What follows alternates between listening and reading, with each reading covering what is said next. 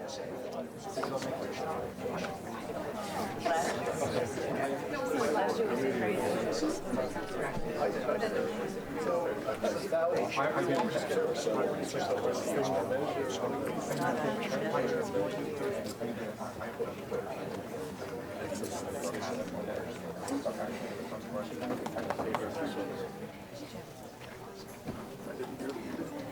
think your statement was the board hadn't charged me to do it, not that I wanted to do it.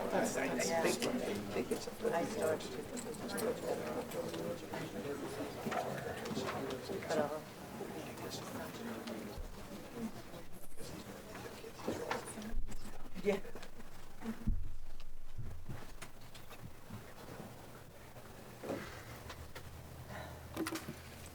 Good afternoon. Today is May 21st, 2019, and I want to welcome you all to our regularly scheduled school board meeting. I'd like to take this opportunity to tell those of you who wish to speak during our hearing of citizens to get a card in the back of the room, fill it out legibly, please, and present it to Kathy Tompkins, located to my left. When the hearing of citizens begins, we'll call you forward to the area over to my right, and you're allowed to speak for 3 minutes. Now, would you please stand and join me in a salute to the flag under the direction of the Booker High School JROTC and Captain Jason Dudley.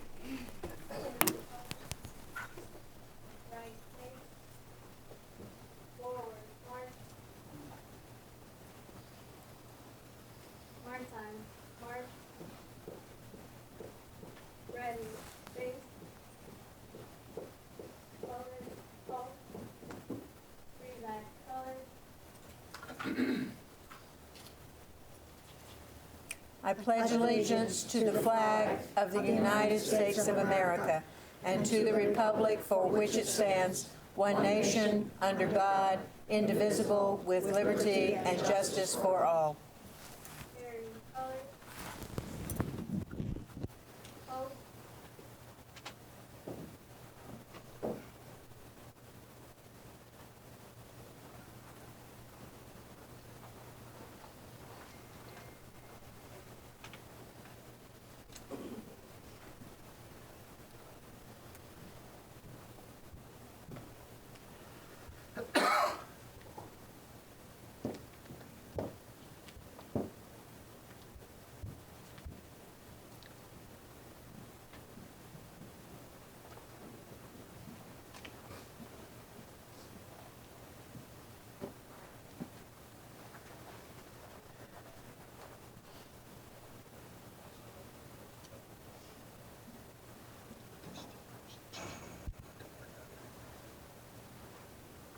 Right face, forward march.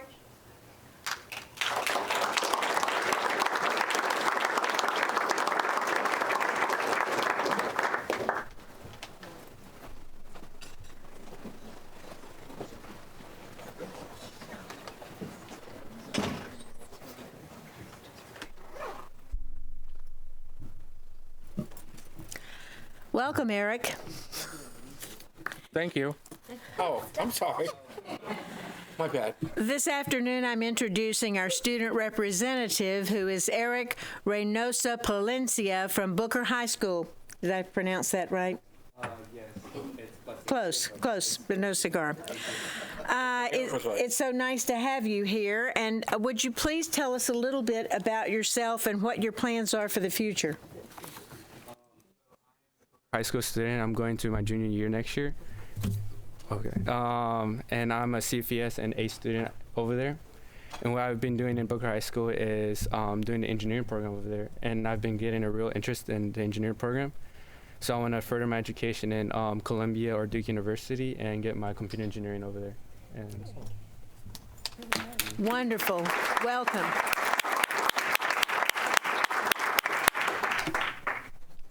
We have a number of special presentations, and I can see by the audience that we have a lot of our community partners and our schools represented, and we're happy to see you. This is our last week of school. Hallelujah. The first presentation this afternoon is to honor the Patterson Foundation, and I'd like to invite Mr. Chris Renoff, our Executive Director of Elementary Education, to the podium for that presentation. Good afternoon, Madam Chair, members of the board, Superintendent, Mr. Hardy, and Student Representative Eric. It's nice to see you here today. I am thrilled to come before you today to recognize, honor, and celebrate Deborah Jacobs, Beth Duda, the board, and all the members of the terrifically talented team of the Patterson Foundation of Sarasota County. As vital partners with the school board of this community, we simply could not let this opportunity to express a heartfelt and sincere thank you pass us by. Representing the Patterson Foundation today is Miss Beth Duda, a very good and close friend and partner with all of us. Beth, could you please stand to be recognized?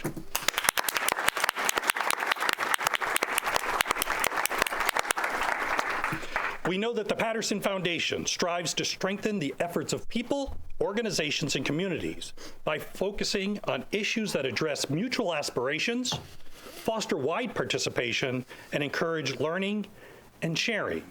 This afternoon, we'd like to take a moment to highlight just a few of their truly incredible projects that possess the potential to influence and impact all of our teachers and all of our students. The first example I'd like to share with you today is EdXplore SRQ, and you may see some images coming up on your monitor. The Patterson Foundation has always been committed to ensuring that access and equity exists and remains a top priority for all students and families in our community. Thus, the ingenious collaborative project EdXplore SRQ was launched in 2011. Under the management and leadership of our very own Angela Hardvickson. Is Angela here? There she is. Give her a big.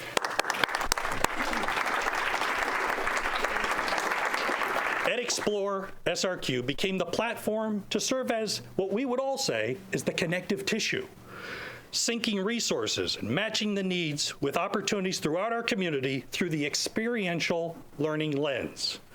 At last count, we were up to approximately 300,000 student experiences since its inception, with the hope to provide an exploration via EdXplore for every student every year. And that's not all. To further ensure that all students are given the opportunity to engage and enjoy in these world-class cultural experiences, the Patterson Foundation established EdXplore SRQ Endowment, which will provide funding for the program as it continues to grow and expand throughout the years. So let's give it up for EdXplore SRQ, Angela Hardvickson, and our friends from the Patterson Foundation.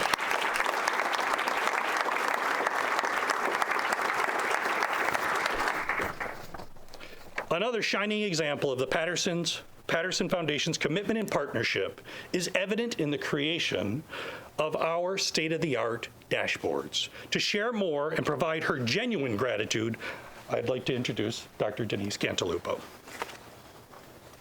Good afternoon, and thank you, board members, Superintendent Bowden, and Mr. Hardy. I'd like to spend a few minutes talking about the dashboards and really expressing our generosity to the Patterson Foundation. And this is so genuine, you have no idea. I've waited for things like this for over 25 years, and thank you for allowing this. I'm going to try to bring mine up. I'm good. I'm good. Got it? Yeah. So we began our little journey about 2 years ago when we started to develop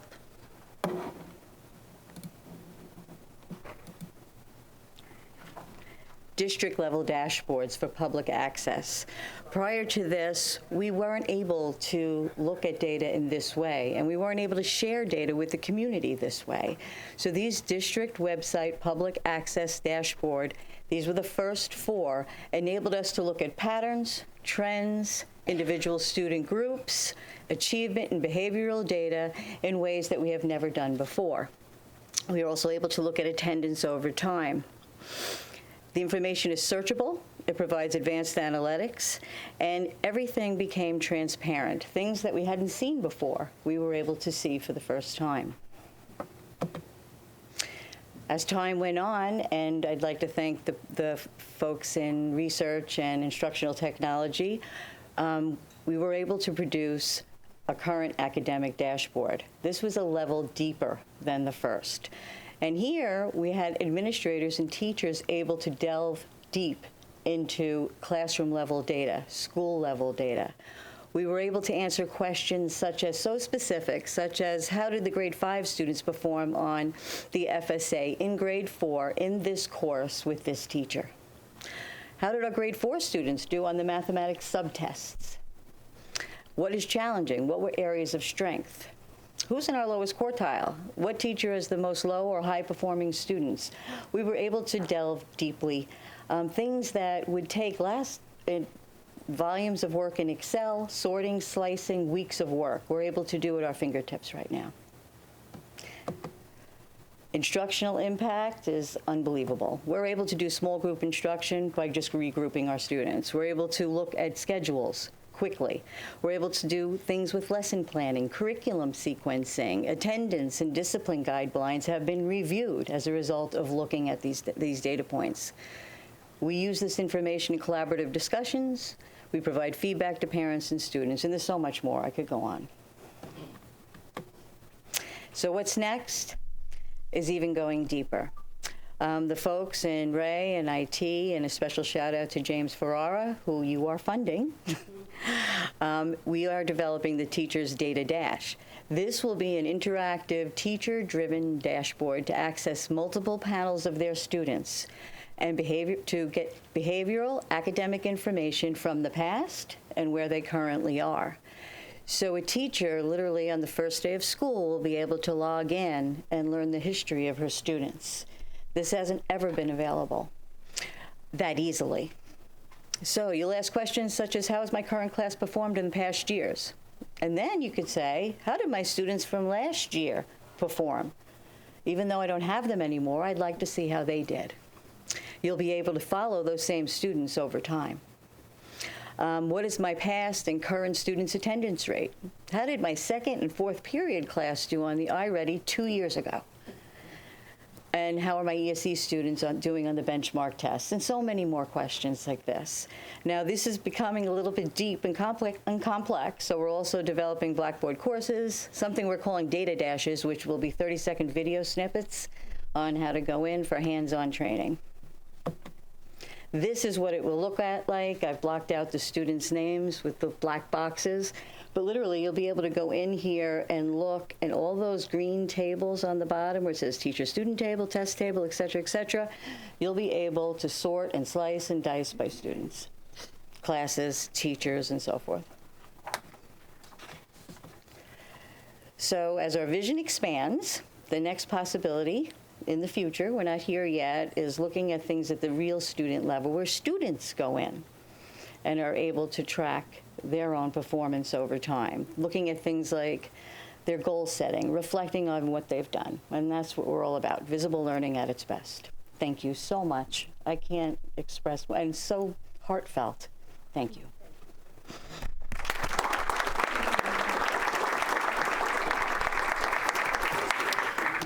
Great to see things like individual ownership and goal setting and reflection, especially based on the workshop that we had this morning talking about students and, again, making it meaningful and impactful for them. These are just two of the many valued projects that the Patterson Foundation has engaged with the school board over the years. If Dr. Kingsley were with us today, I guarantee that she would be very, very confident and agree with me that words alone cannot begin to express the heartfelt thanks and the true feelings of gratitude that we have in our hearts today. The value, the connections, the impact that the Patterson Foundation's contributions have made are truly priceless. So we thought, realizing, how do we say thank you for such an amazing partnership? So Beth, on behalf of the Patterson Foundation, Deborah Jacobs, the entire foundation board and team, would you please join me at the dais? To unveil the gift that is behind me, and I think everybody probably is looking at that, hopefully not me. The gift will serve as a permanent reminder in every elementary school's media center of the Patterson Foundation's continued commitment to the campaign for grade level reading, as well as reinforcing a love of literacy in all of our students. To join in the excitement and help with the unveiling, I introduce Mr. Ron DePillo.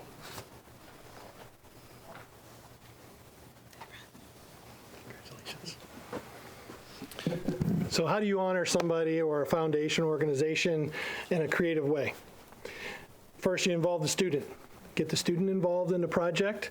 When Dr. Kingsley came to us at Suncoast Technical College and said, we want to have something special. Here are the parameters. And it's elementary school, foundation that helps with reading, and we want it to be something that honors their work as well as continues their work. So let me introduce some of my staff here is going to help with the unveiling. Is Jacob Lasorso here, Justin Erickson, and student Stone Satterley. See, Stone Satterley took it upon himself to take the parameters. He actually designed the project in a program called SolidWorks, which is a 3D modeling software program that he is certified in as a professional certification in SolidWorks now. He also had been in our program at the Polytech High School for 3 years in engineering, completed that program, then moved off into the Suncoast Technical College's advanced manufacturing program, where now he was immersed in this project. And to help with this project, his mechanical background and 3D modeling background, he actually tailored this process so that it can be replicated at every elementary school where it's actually customizable to each school. So as a monument to the Patterson Foundation's generous work in reading and library work, we've created, or actually Stone has created, this prototype literature display. Go for it. Two claws there. Got one more. So he has actually manufactured this out of raw materials, designed it, produced it, and now has made it into a kit so that all of the other elementary schools will be able to customize it. This left side is movable up and down depending on the height of the student, and the right side is tailorable to each individual school's logo, their own students with a graphic of reading, and then of course the Patterson Foundation logo, and then just read. So thank you. Yeah.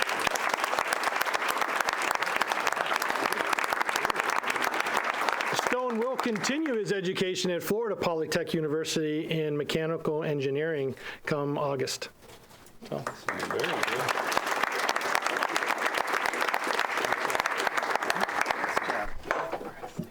Get up in there, Beth. I'll take a picture. Absolutely.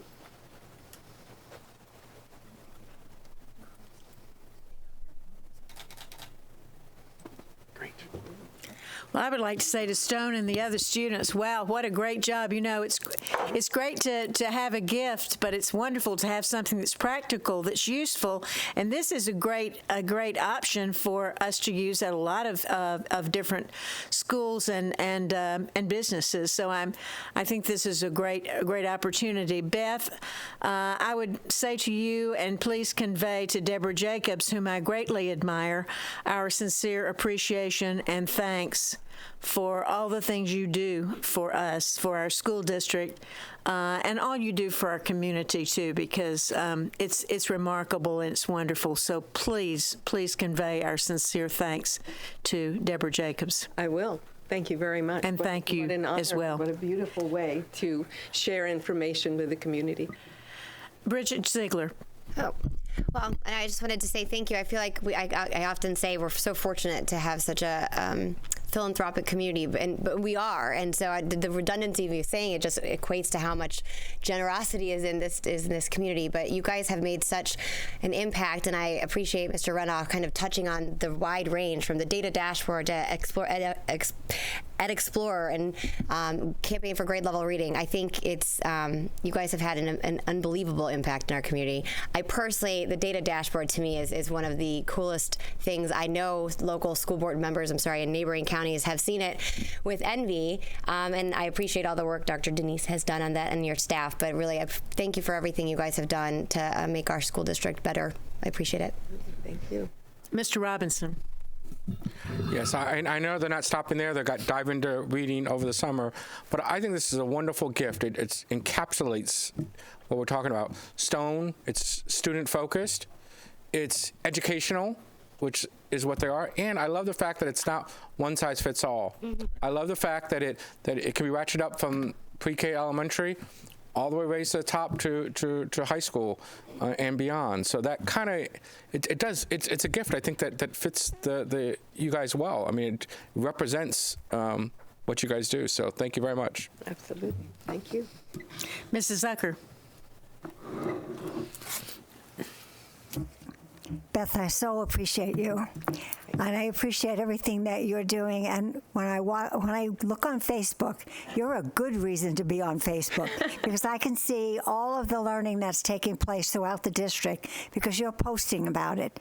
And it really is fantastic to see that our kids have the opportunity to be able to learn to read and to be engaged in reading.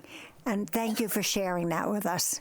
Absolutely. And Stone, that's a great idea and great gift. Thank you. Thank you. Okay. I would just like to say that the Patterson Foundation is all about sharing and how we together in the community can come up with shared aspirations and work across sectors to make those aspirations realities. We often say at the Patterson Foundation that change happens at the speed of trust.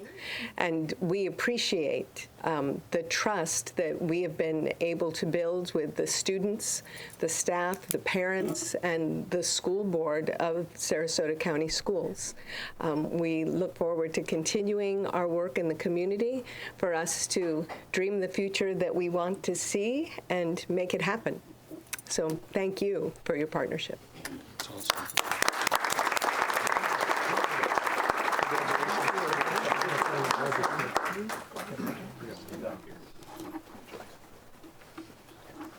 Our next special presentation is to recognize those associated with the Ringling Town Hall Lecture Series program and the scholarship recipients.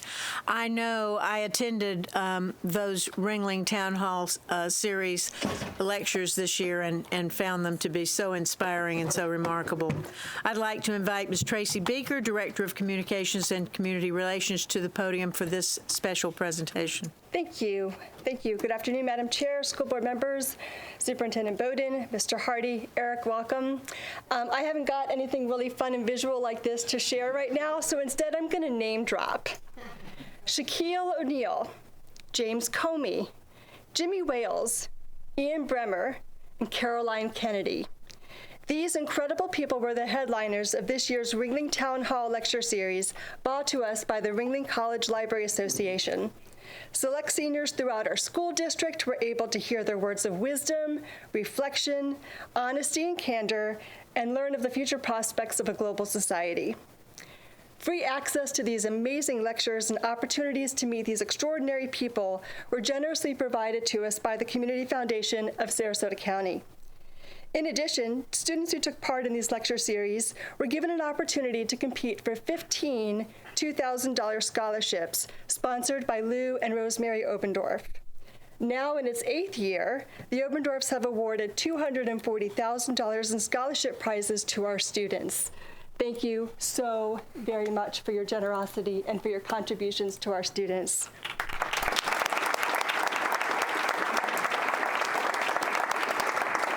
The school district would like to recognize Misha Kirby and Lindsay Masterson with the Community Foundation of Sarasota. If you all would please stand.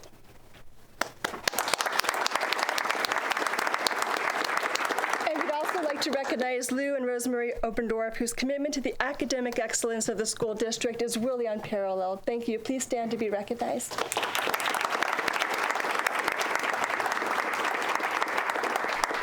Throughout this spring, school advisors have worked with students to take part in the lecture series. They have been my partners in crime in making this a reality.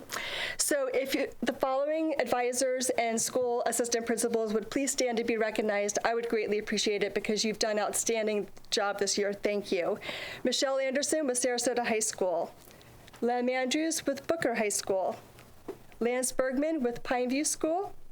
Star Conti with Sarasota High, David DiTucci with Suncoast Polytech High School, Shannon Fusco with Northport High, Lindsay Gallup with Venice High School, Kimberly Kindell with Venice High School as well, Joan Morrison with Suncoast Polytech, and I know you're here, Frank Orendorf with Riverview High School, Greg Rump also with Riverview, and Tara Spielman with Pineview School.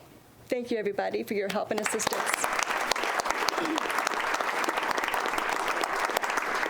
Next, I'd like to please invite Gopi Patel to the stage here to be able to read to you her award-winning scholarship essay. Gopi?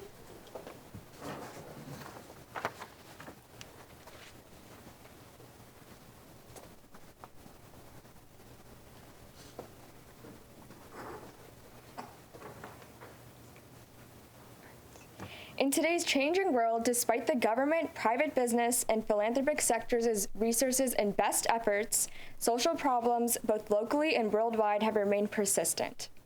Why is it that despite the large resources put towards solving the world's biggest problems, long-lasting solutions have not yet materialized? After listening to Ian Bremmer's lecture, I realized that the disconnect is the fault of a lack of collaboration between all three entities.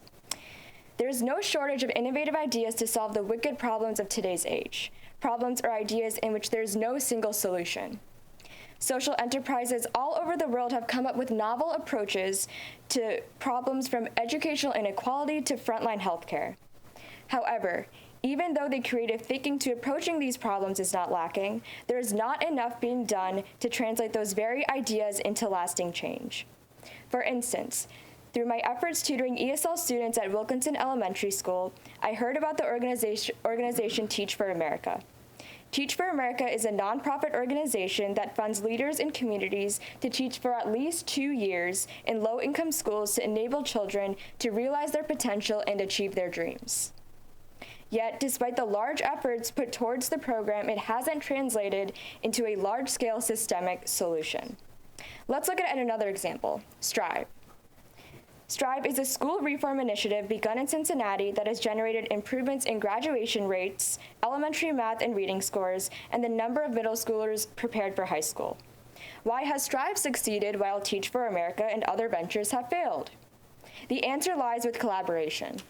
While TFA did not capitalize on the efforts of the private business and the government, Strive is succeeding as the brainchild of a strong collaborative mindset between nonprofits, corporations, government agencies, and groups of community leaders who have collectively decided to put away their individual agendas and replace them with a mindset to collaboratively improve student achievement. Over the past 2 years, I realized the power of collaboration. As a newly inducted member of the Spanish Honor Society in 11th grade, I jumped at the chance to participate in our club's outreach program.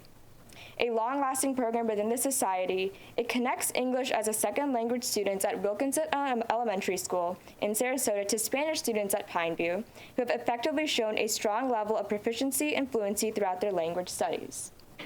But it wasn't until I entered my senior year and took on the role as president of the society and director of the program that I realized how important collaboration was to its success.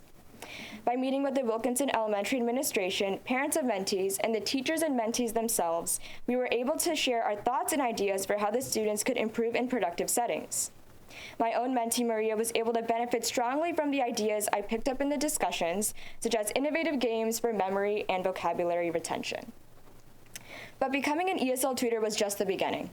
After witnessing the gratifying moments when Maria excelled in her coursework, I discovered my love for spreading education in low-resource settings. In 2018, I co-founded an organization called Blackboards Without Borders, a 501c3 nonprofit to provide educational materials to underserved communities. I recently launched a partnership with the Puerto Rico Department of Education to provide the materials to the schools affected by natural disasters in the region. On a small scale, I've utilized the resources of the government, the Puerto Rico Department of Education, and private donors in the Sarasota area to further the organization's philanthropic objectives. But the importance of collaboration doesn't end at the local and national level, an idea that Mr. Bremmer alluded to in his lecture.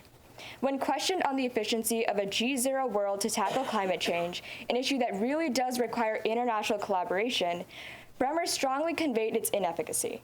According to him, collaboration is so important that, quote, the notion of a G0 is antithetical to the idea of a global response to anything, unquote. I realize that even in the realm of geopolitics, collaboration lies at the foundation of any effective world initiative. Governments, private businesses, and philanthropies all lie at the forefront of making long-lasting change in the world. The role that all three entities play is in collaboration with each other. It's an essential ingredient in the recipe to solve the world's most pressing problems. As I move forward in my activities after high school, I hope to keep this philosophy with me in all my endeavors.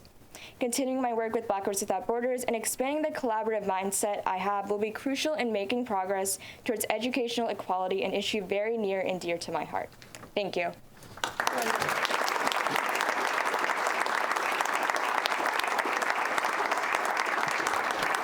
Phew. That's remarkable, Gopi. Thank you so much. And if I could please have Lou and Rosemary, or Lou for sure, come up to this podium, please. Talk a little bit about the Reeling Town Hall lecture series and about the scholarship program before we introduce our student scholars. Thank you, Trace. Superintendent, board, this is Rosemary. Tracy figured out how to keep me to 2 minutes because she thanked everybody that I was going to thank. She recognized everybody I was going to recognize, and she even gave you the list of speakers that we had this year. And I would say a couple of things. We're completing our 7th year. We're going to go into the 8th year of this program. And the collaboration between the school board, the district, the private schools in our area, we really have now begun to reach to every single high school from Sarasota to Manatee County. We've increased our participation from 7 years ago, from maybe 15 to 18 students per talk. We're getting to 25 to 30 now. I really appreciate Tracy recognizing the coordinators, at least at the public high schools within the board, because that level of involvement of the principals and the administration has shown a marked increase. I like to think it's because of all of our efforts and what have you, but I've really come to believe that I think it takes time for a scholarship program like this to really take root. As I said, we're in our 7th year. With this cohort of graduates, we will have now given out over 105 scholarships over those years, and we're pledged to continue to do that. It was interesting having Caroline Kennedy here this year, Ambassador Kennedy, because sort of the inspiration for this and our scholarship program started with me as a junior in high school in Seattle back 100 years ago. And I had the opportunity to actually meet her father, Senator Kennedy, when he was running for president. And it made such an impact on my life that, and I mentioned this to her, that when this opportunity came to give these students, your students, the opportunity to spend 20 minutes private time before the talk with every one of our speakers. It's written into their contract. And then to actually hear the lecture. We've read all of the essays, the winning essays, and every single one of you mentioned the talk before the talk, that you took away something from that. And when I didn't think you were taking notes, but I'll be darned if you weren't. You were really taking notes because they reflected on that and then listened to the talk. Yeah. So the preparation, the quality of the essays. I will tell you, my father-in-law, Rosemary's father, was a college professor, first-gen college student. Graduate, and he used to correct her papers. In fact, he corrected our daughter's papers when we handed him an A paper, and he took out a red pencil and started correcting it. We've been pretty critical of the essays 7 years ago. The quality of these essays is absolutely remarkable. You cannot compare it to 7 years ago.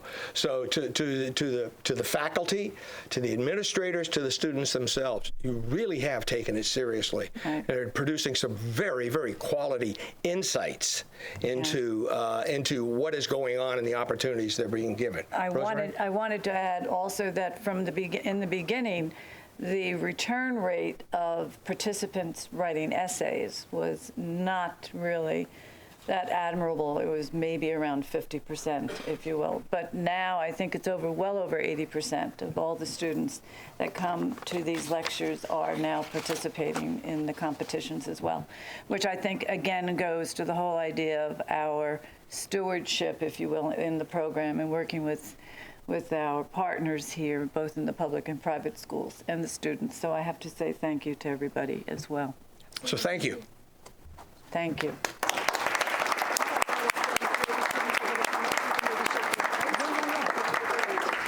Okay, would the following students please stand and be recognized, and please come up to the middle of the dais here. Joy Beecham from Suncoast Polytech High School. Carter Beckstein with St. Stephen's. Tyler Berendes with Cardinal Mooney. Mackenzie Brielman with Lakeview Ranch High School. Sarah Dobelaire also with Lakewood Ranch. Sachik Ali with Pineview School. Miguel Hasso Ruiz with Booker High. Gopi Patel with with Pineview High School. Shivani Patel also with Pineview High School. Macy Powell with Booker High School. Taylor Reiser with Booker High School. Diana Sanchez Joint with Lakewood Ranch High School. Ronica Smith from Venice High School. Lorica Staten with Cardinal Mooney. And Morgan Windsor with Riverview High School. Ladies and gentlemen, this is this year's Student Scholars with the Ringling College Town Hall Library Association, and also on behalf of Lou and Rosemary Obendorf. Thank you very much, and congratulations, students.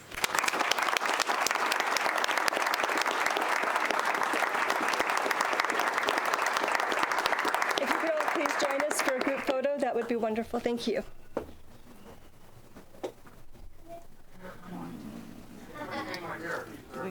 Get the board. Get the board. Get the board in. That nose and all. I'm standing behind the student.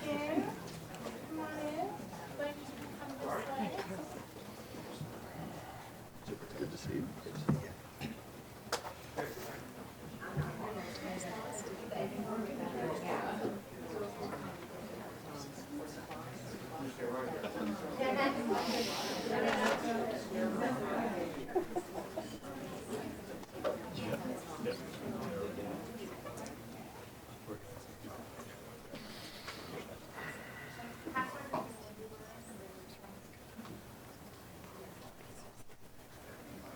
Can everybody see me from where they are? If you can see me, then I can see you. I see you, Eric. All right, 1, 2, 3. Excellent, thank you.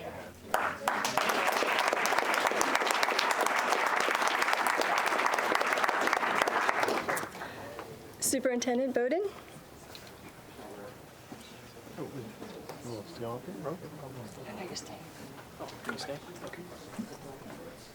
Didn't know if you wanted to speak. Yes. Okay.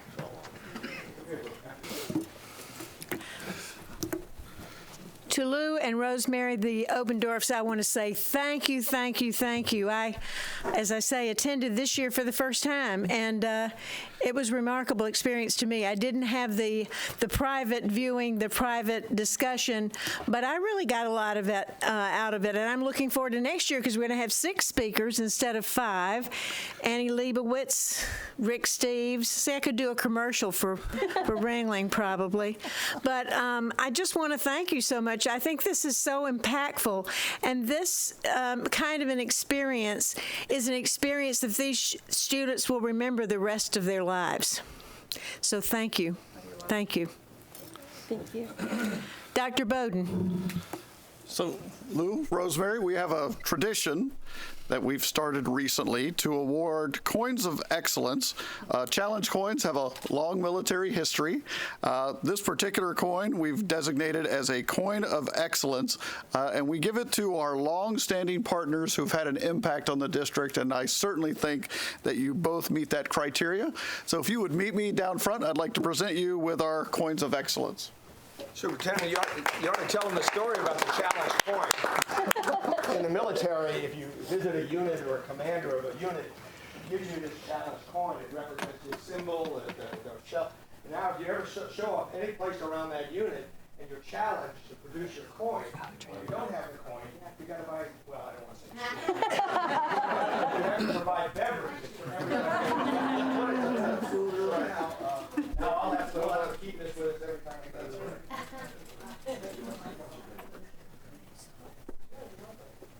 On behalf of everyone at Sarasota County Schools, Lou and Rosemary, thank you so much for all that you do. To the Community Foundation of Sarasota County, thank you as well. And to the Ringling College Library Association, you all do remarkable work. Thank you so much.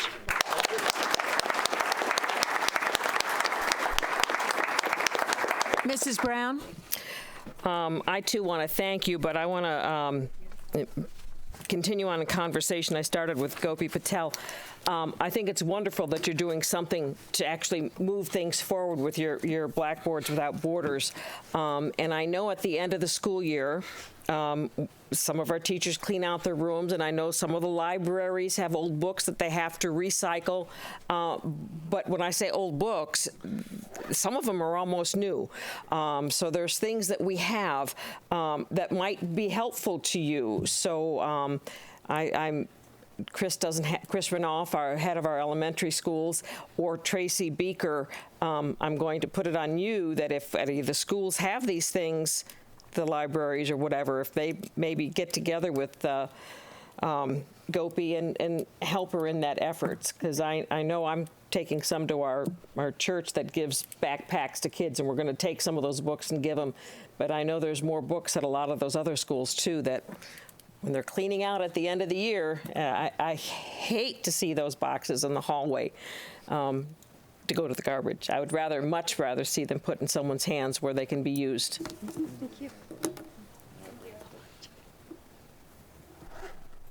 Thank you. Okay, thank you.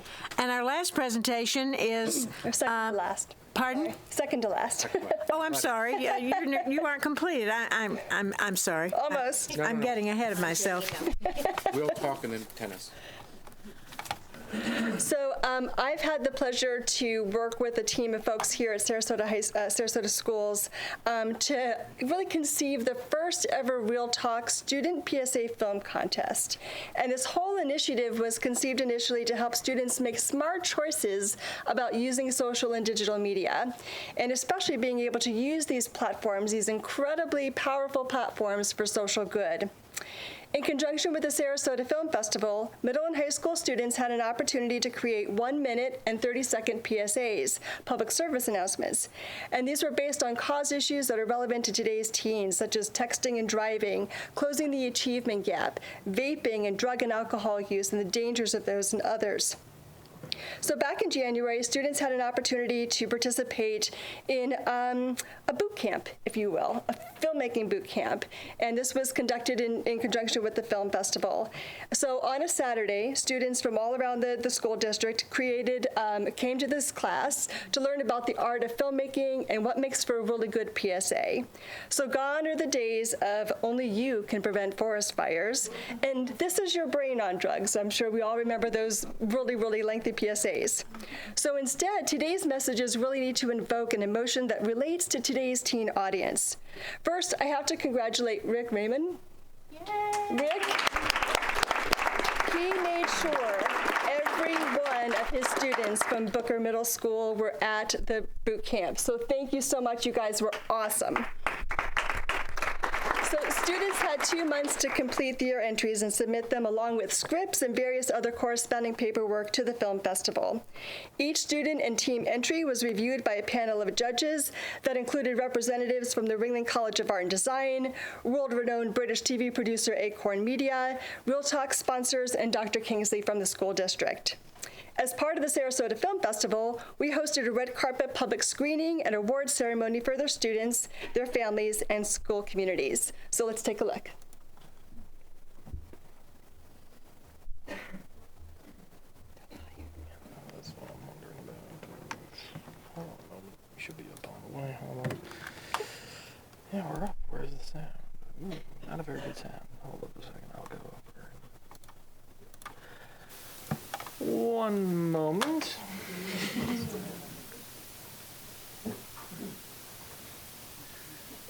So as Brandon's checking on that, first and foremost, I want to send a heartfelt thanks to Paul Ratner.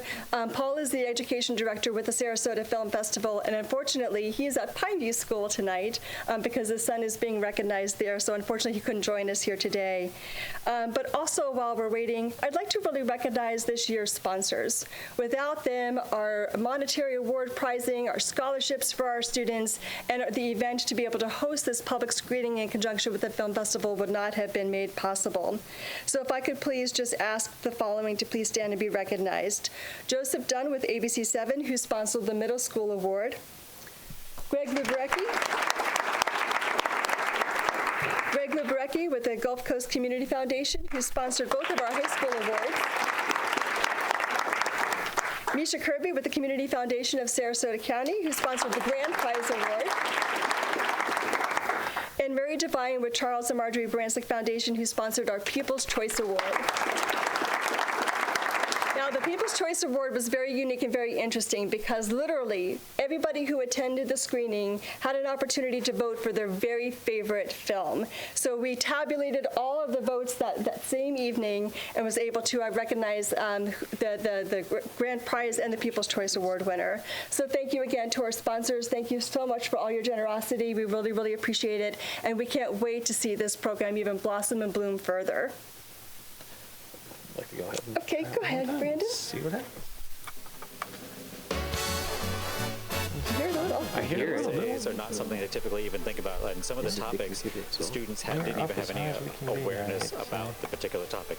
So they actually had to go and research the topic and find out what it was before they could even make a PSA. So it was actually a really good learning experience for them. The high school award for grades 9 through 12 goes to Miles Sutherland and Rosie Bull. That's right, and this is from a crisis text line spot. I was really excited. I was shocked. I was like, oh. Out of all those people who competed and entered, I loved all of theirs, but I wasn't expecting for us to win. Yeah, it really surprised me, if I'm going to be honest with you. Yeah. Like, I knew ours was good, but I didn't know it was that good. They were amazed, but they're really talented filmmakers, and so there was no doubt that they fully earned that award. Booker High School Cyberbullying with 24 votes.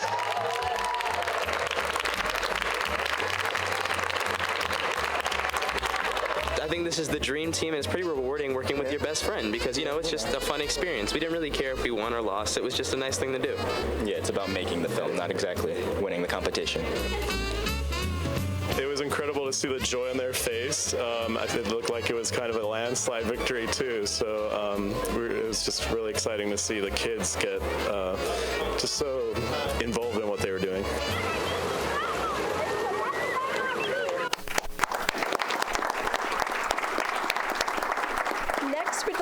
And show you the 4 award-winning films, the winning entry for middle school, the 2 entries for high school, the grand prize, and the People's Choice Award winner. Please take a look.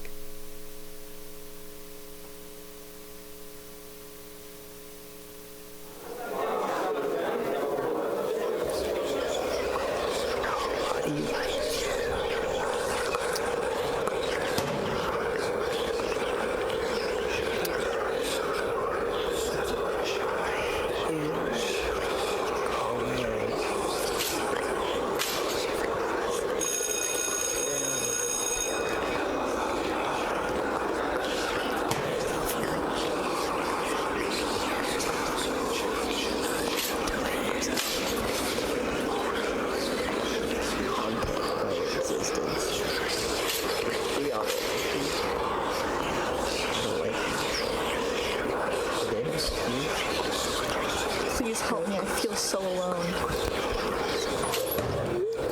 You're never alone. I'm here for you.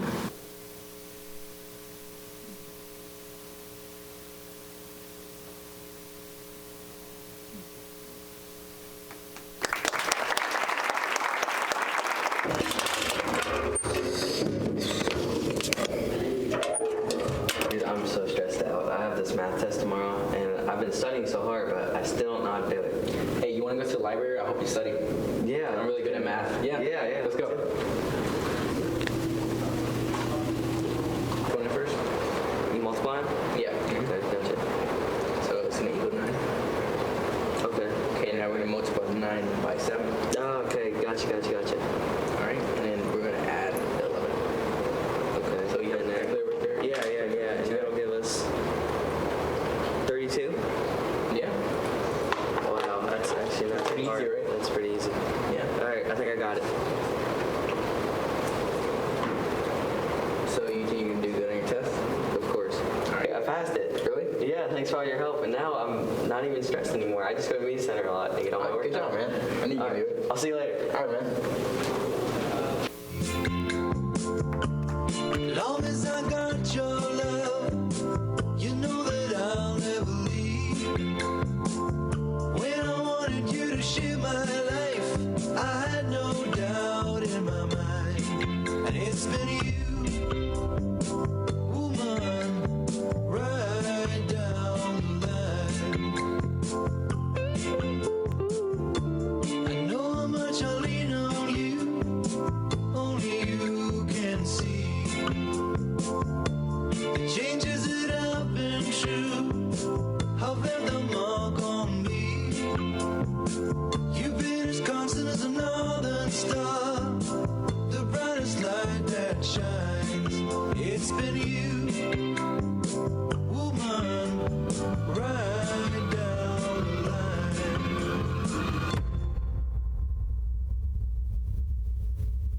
When I grow up, I want to be a scientist. My name is Dr. Suzanne Sherman. My name is Dr. Elizabeth Leininger. I'm a chemistry professor at New College of Florida. And I'm an assistant professor of biology at New College of Florida. There weren't really female role models. I sought out mentors who were very supportive of women in STEM.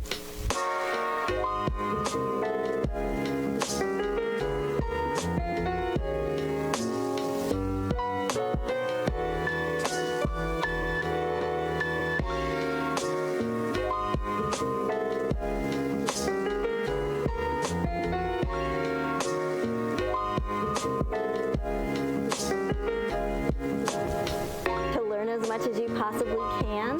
Never stop asking questions. Follow what inspires you.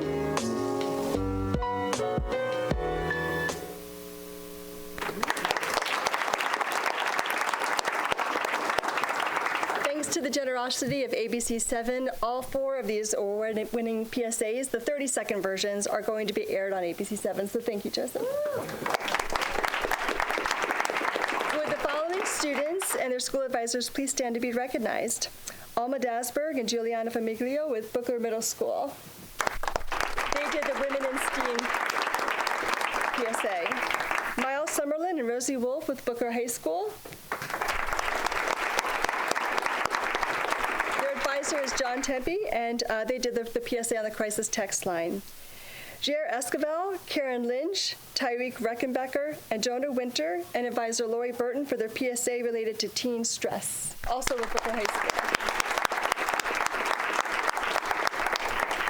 And to 2 remarkable young men, Quentin Glover and Vincenzo DeLego, also with Booker High School, and their advisor, Francesca Savage. Their PSA was related to cyberbullying, and not only did they win our Grand Prize Award, but they were also our People's Choice Award. Congratulations.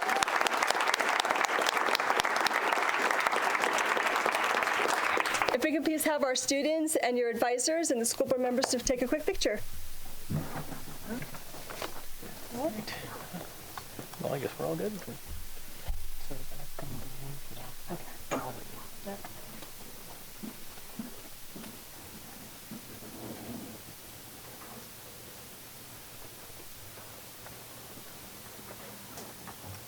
Greg, if we can have you join us. Joseph, please.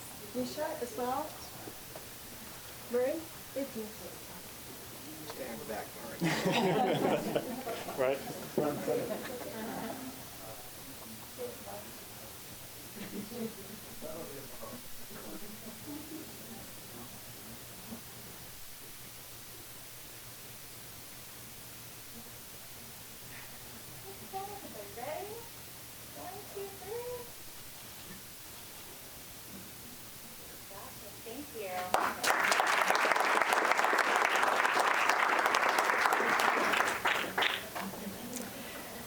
We are so excited for this program to continue next year. Hopefully there'll be even more students and more schools that participate. Again, this is real scholarship money. This is money that also goes back to the school for their digital media programs. So thank you so much again to our sponsors and your generosity. We really appreciate it. And to our students, you guys are so amazingly clever and creative. Thank you very much.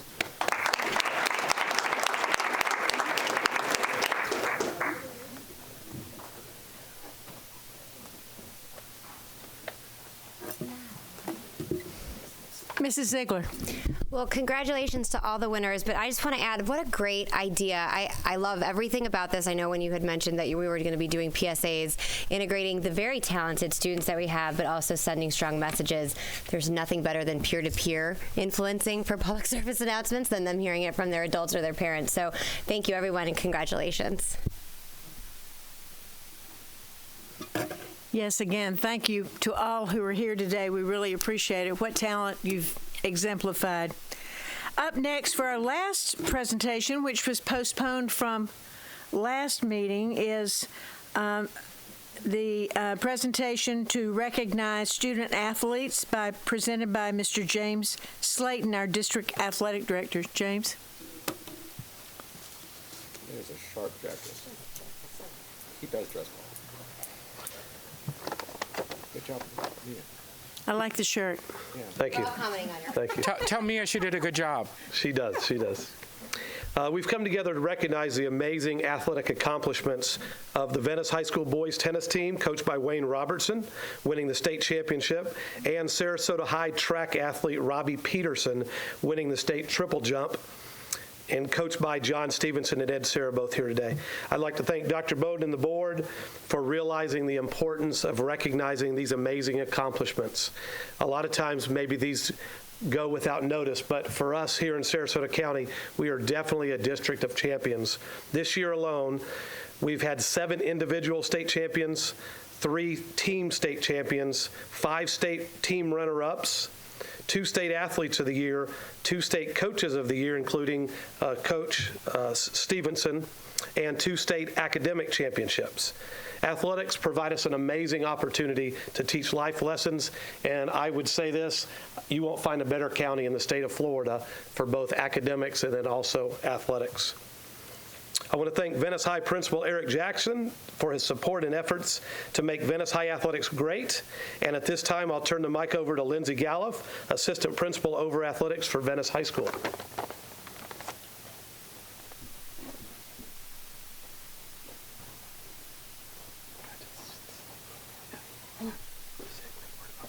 Good afternoon. I just wanted to say this is my second time, so sorry if I'm a little nervous. But I just wanted to say we are so proud of our athletes at Venice High School. They're not only academic, strong student academic athletes, but they represent us on and off the field, so we're so very proud. Just welcome up Coach Robertson at this time to say a little bit about each athlete.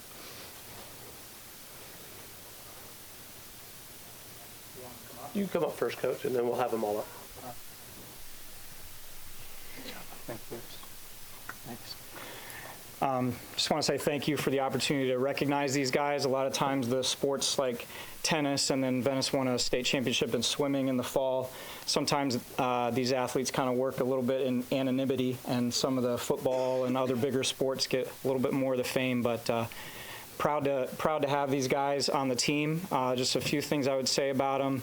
One of the neat things is they're a team that has really grown up together. Some of these guys have been playing tennis together since they were 3 years old, which is hard to believe, but they've got the pictures to prove it. And a lot of them met in 3rd grade and have been playing local tournaments this whole time. And so for them to have the opportunity to win a state championship together is a pretty special thing, being such great friends. The second thing I would say about them is they're just quality guys. Tennis, there are no officials on the courts all the time, so it's a game of integrity. And every single one of these guys, while they're very competitive, they display good sportsmanship and honesty throughout their play, and that's a big deal to me. They know that. Thirdly, there's not a senior in the group, so we've got in the starting 5, 4 juniors and a sophomore that won the state championship this year. So we're excited to have them back next year. Looking forward to more good things. So with that, I can introduce the guys if you want. Okay. You want him to come up and stand in the middle? Is that the best thing? All right, playing number 1 singles and number 1 doubles for us is Ben Zapay. Come on up, Ben.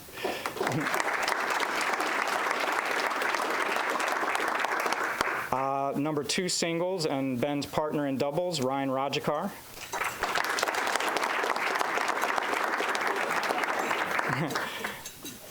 They got a few because they made it not only as team but individuals as well all the way to the championship, so they did a great job. Number 3 singles and number 2 doubles is Jaden Wissinger.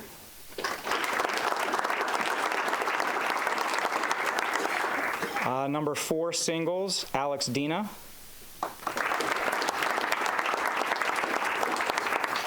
Number 5 singles and number 2 doubles as well, Ryan Sherwood.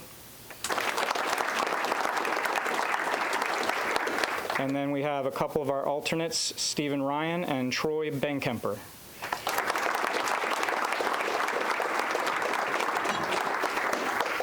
And by the way, this was the first ever boys state tennis championship for Venice High School, so pretty impressive. Board, if you guys would come down, we'll get a quick picture. First of many.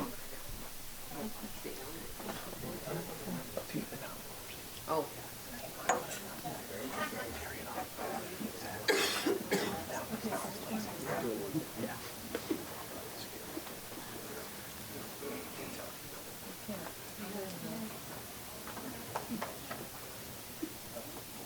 Oh, we already talking about a repeat? Okay.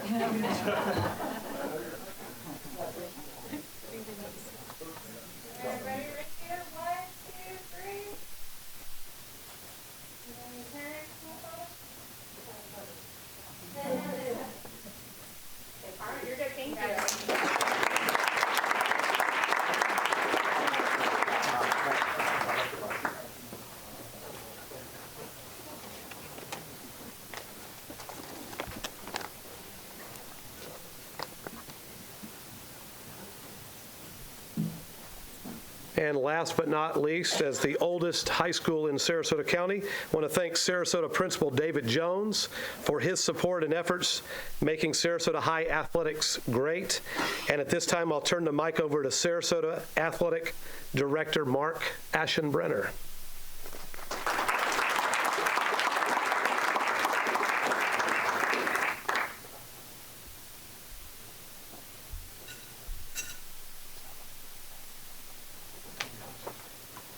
First of all, I want to thank Dr. Bowden and the board for recognizing these exceptional student athletes today and understanding how important athletics is to a high school and how it really drives the academic success as well.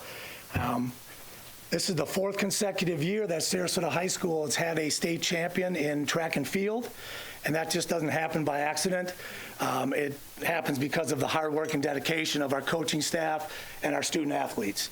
So I'd like to recognize Coach Ed Serra and Coach John Stevenson, who are not only our track and field coaches, but they also were responsible for the boys state championship cross-country team this year and the girls runner-up state championship. So I would like them to speak on behalf of Robbie Peterson, our state champion. Good evening. Thanks for having us. Thanks. Congratulations, Venice. I know first time is for cross country as well for us as a school to get first time state championship. So congratulations. That's awesome. So Robbie competed in 2 events at the state meet over in Jacksonville. It was a 2-day event. He got 3rd in the high jump, but his state title was in the triple jump. So triple jump is basically jump 3 times. And he basically almost got 50 feet doing those 3 jumps. So that's basically going from where the entrance is all the way to Miss Goodwin, basically in 3 jumps. So it was a school record for us, and big congratulations for Robbie. He had a great year.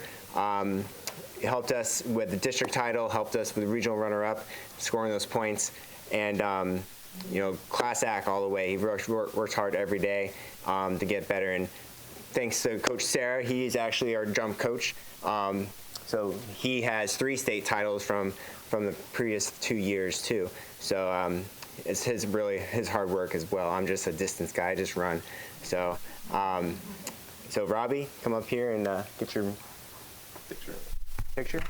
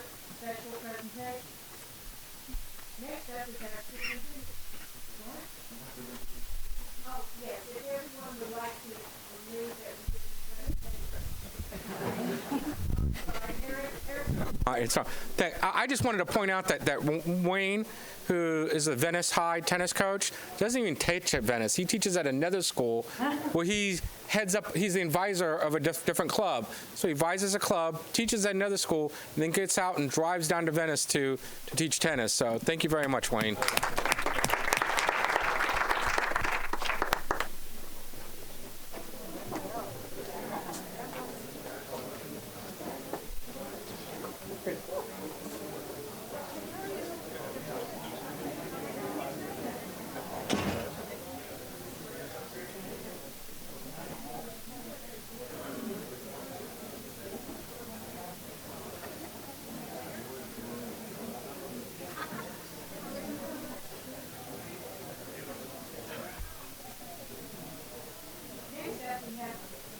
Next up, we have the superintendent's report. Dr. Bowden. Yes, ma'am. I know it's been a long day, so I will be brief. Just want to commend all of our high schools on the graduation ceremonies that have taken place over the last week. We have one more ceremony on Thursday night with Riverview High School, and that will end our commencements for 2019. Just want to say congratulations to all of our graduates as they go out into the world and continue their studies and enter the world of work. Normally the last week of school is a very festive week at which we celebrate the accomplishments of the year.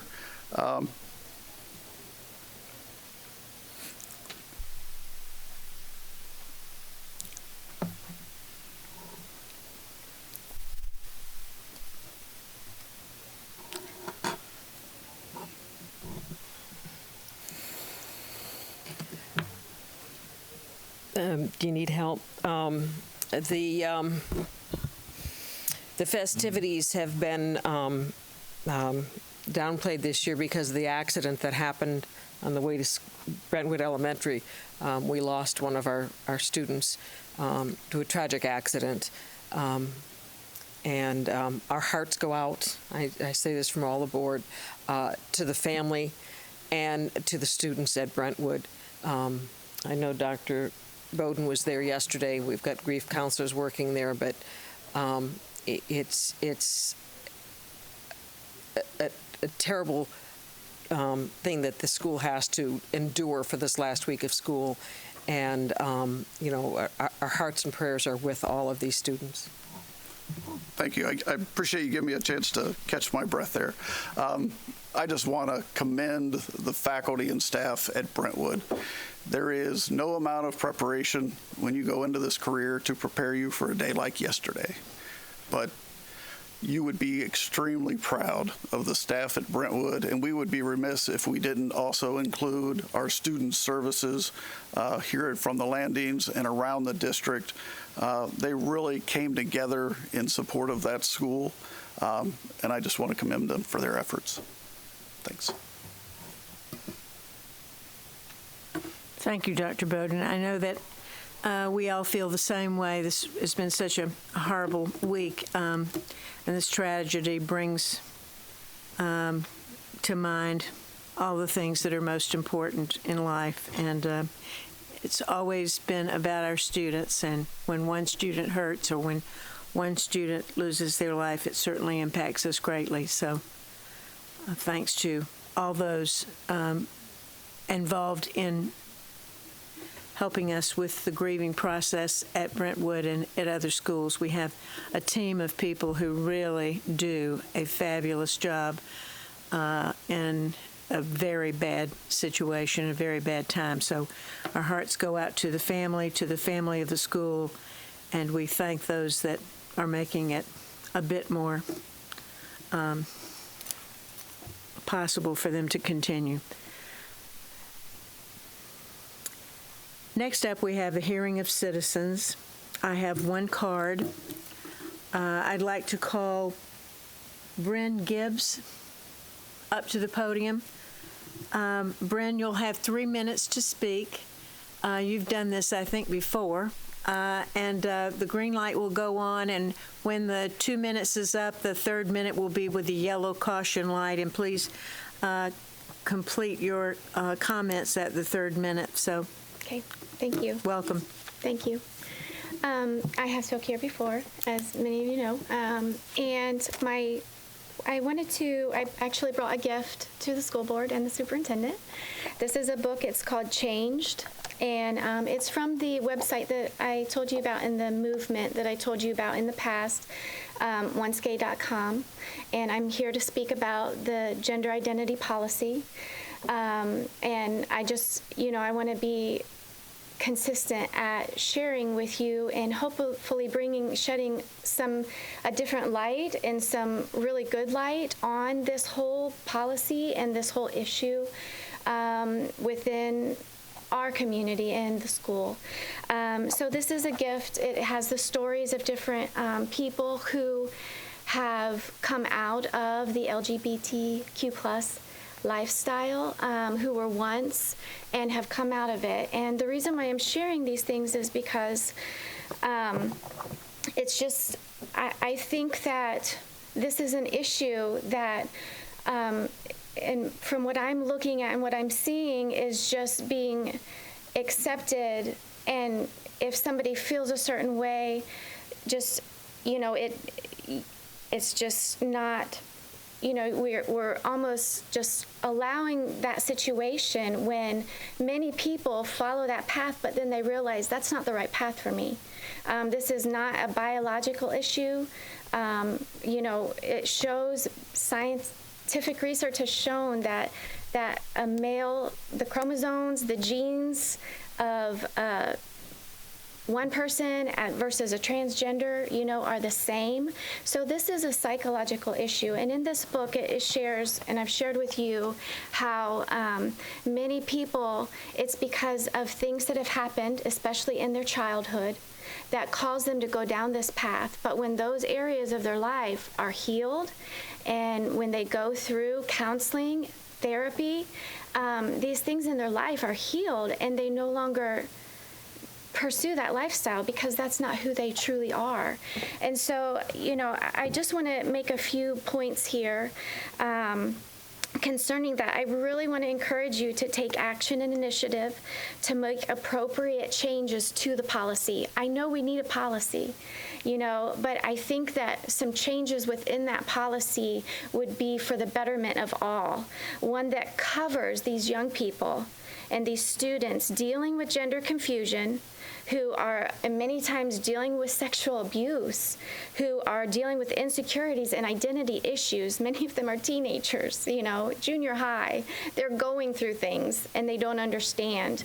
And one that covers these young students, but also doesn't encourage their behavior and unhealthy way of thinking. Thank you. So thank you. I'll leave this with the assistant.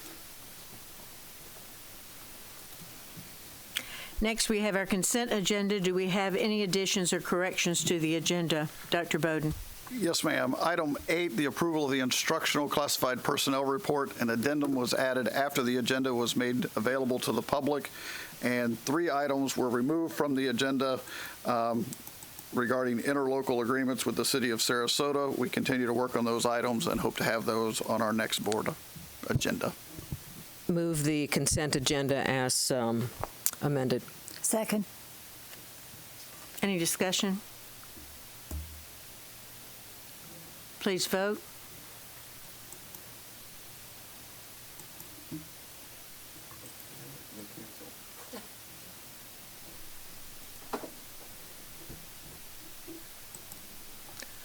The vote passes 5-0.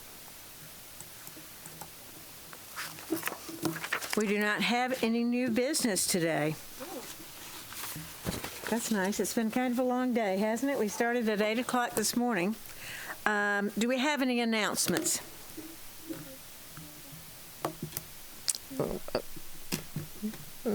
Mrs. Ziegler. Thank you. I wanted to make a comment on the tragedy that happened at Brentwood, and I want to commend Dr. Bowden and the entire team. I think you guys did a tremendous job in one of the most difficult circumstances that I wish we would never have to endure. And I think we said it earlier, and I will restate it again, that my prayers are with the family and all those who are impacted. But I will tell you that I probably, like many of the other board members, this incident and tragedy has impacted the community in a really deep way, in a profound way. And I know I fielded a number of calls yesterday in the broader discussion on how, if any way, we can continue to support and improve safety for our students who are within a 2-mile radius. And while that may not be may not be the issue at this particular case, I know Dr. Bowden and I talked yesterday. It's outside of our jurisdiction, is not necessarily roads and sidewalks and such. I have been made aware that today this topic came up at the county commission meeting, and they unanimously agreed to do a review of all of the a 2-mile radius of all of our schools, work with the various municipalities, and then in conjunction with the school district to figure out if there are any ways we can continue to improve, whether it be sidewalk gaps, signage, speed bumps, whatever it may be, because over the course of time, I know certainly we get a number of people reaching out, whether it be bus stops or what have you. But just, again, I think it's prompted a larger conversation, and so I wanted to make you guys aware, but also I really wanted to commend staff and the superintendent for the response for the family at Brentwood, so thank you. Mr. Robinson. Mine's more of a procedural question. I was a little bit confused this morning. We talked about having Art Hardy research something. Do we need to do that here at the board, or were you going to ask Art Hardy yourself? I'll be requesting that opinion. Okay, then thank you. Never mind. Mrs. Brown. I too want to echo what Bridget said and thank our staff. I'd also like to see if we could look into making sure that next year all of our elementary students receive that training that I remember several years ago we got some funds for bicycle safety training. Make sure that's included in our PE coursework next year so that our kids have some training issues. But to remind everyone when they're driving, school's out the end of the week, we'll have more kids on the streets, more kids riding their bikes, going to parks and whatnot. Please, please be careful and watch out for our kids and extra safe on our highways. Mr. Renoff and I spoke this morning, as a matter of fact, about that. Nationally, May is Bike Safety Month, and we do a number of things in our schools.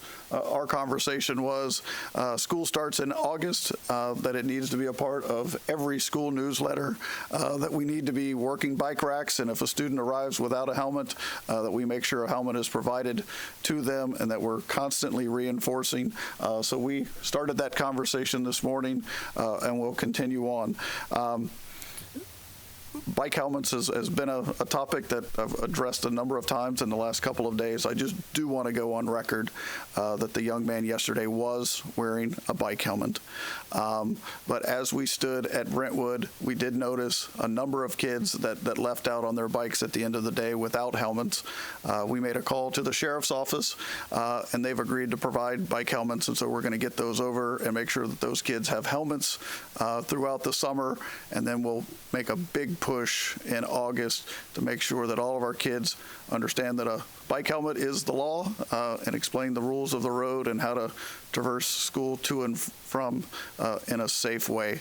I think that's the least we could do. Mrs. Ziegler. Switching gears a bit here, and again, I know I spoke with Dr. Bowden about this.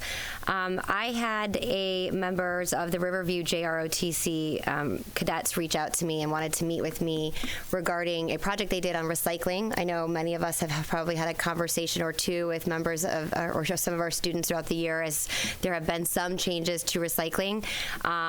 They had proposed some potential options, and I also, as I was discussing with Dr. Bowden, he had mentioned that he had also met with a larger group, and so I was going to pivot that over to you. Just one, I wanted to ensure that when I spoke with the cadets, I promised I would raise the issue here today, but then in conversation with the superintendent, it seems that there's a larger conversation, so I wanted maybe for you to speak to that. While they brought forward some solutions, I think it sounds like there's some larger, more thought-provoking looking forward as it pertains to what the district's going to do for recycling. Yes, as a matter of fact, the Environmental Science Club at Riverview hosted environmental clubs from around the county. We had a great opportunity to meet. Jeff Maltzby was there, as was Jody Dumas, and folks from facilities. Lou was there, and we had a great conversation and agreed to continue that conversation. Some of the recurring themes were how to efficiently collect the recyclables.